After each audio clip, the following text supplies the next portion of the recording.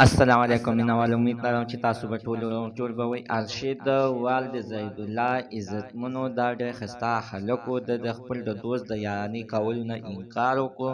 هغه عزتمن بیا په بېدردۍ سره په دغه طریقه باندې ووژلو چې عزتمن موټرسایکل یې ورسره اسکیډنټ کړو او ورته ویې ویل چې ته ما سره بله لار نه وه، ما سره همدا لار په دې طریقه باندې مې ووژل. راځئ مینوالو موږ سره دا ویډیو تر اخره پورې وګورئ چې تاسو ته پوره معلومات در ورسېږي. دې معلومات نه مخکې زه تاسو ته دا یادګینه وکړم، تاسو کو چیرې زموږ په دې سوپر کلیک چینل کې نوي وئ، چینل هم نوي سبسکرایب کړئ. مهرباني وکړئ تاسو زموږ د سوپر کلیک چینل د سره سبسکرایب کړئ، خوا کې ورسره د ټلۍ نښاني ووهئ چې هر یوه نوي معلوماتي ویډیو تاسو ته په اسانۍ باندې در ورسېږي.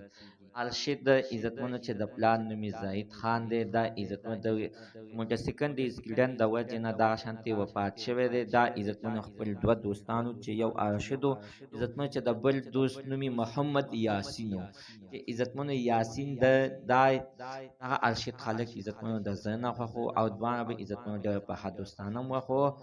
ارشد ته د دې خبر علم نشته چې دا یاسمین ما سره یعنې د زړه نه مینه کوي، دا یاسین یعنې ما سره یعنې د زړه نه مینه ساتي چې کله ورته ووایه چې ته زما خوښ او زما ته یعنې دپاره ځان تیار کړه، ته چې څه غواړې زه به ستا د زړه ټول ارمانونه پوره کړم. خو مینهوالو هغه ترېنه ارشد ترېنه انکار وکړو. دی یاسین بیا موټرسایکل اخیستی دی او ارشد هم عزتمنو په خپل موټرسایکل باندې سوړ دی چې دا عزتمنو اخر په دغه طریقه باندې وژلی دی چې موټرسایکل یې ورسره وهلی دی او دا په دغه طریقه یې عزتمنو وژلی دی، د سره بله لار نه وه. مینهوالو چې بیا یاسین په خپله باندې خو هم چغې شروع کړي دي او ویې ویل چې هسې زما دوست یعنې مړ شو. مینهوالو زموږ د دې ویډیو مقصد دا ده چې خپل ماشومان هېڅکله ناوخته د شپې بهر مه پرېږدئ. خدای مه کړه الله مه کړه څوک به د داسې بېګناه به دله مړ کړي، بیا به تاسو هم دغه فکر کوئ چې دا یعنې د موټرسایکل د وجې نه مړ شوی دی.